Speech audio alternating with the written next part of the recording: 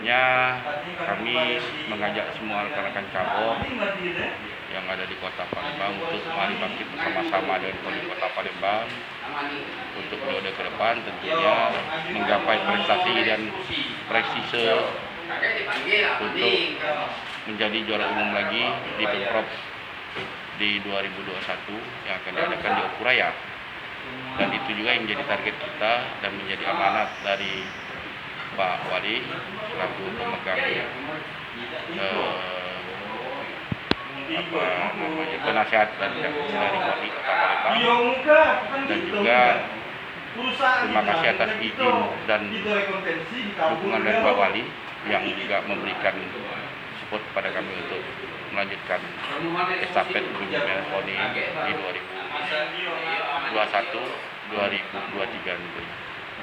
Dan harapan kami bersama seluruh cabur untuk sama-sama dengan Palembang. Jadi tidak lain kebersamaan, tentunya bersama kita bisa menjadikan Kota Palembang menjadi kota prestasi dalam dunia olahraga. Mungkin itu bisa dicapai dan dalam kebersamaan, kekeluargaan dan keakraban bersama, baik itu atlet maupun pelatih.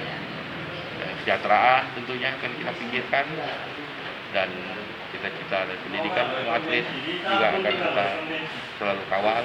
Semoga dalam ke depan ini Koni Palembang dapat membuat kawan-kawan atlet dan pelatih menjadi sejahtera dan lebih baik.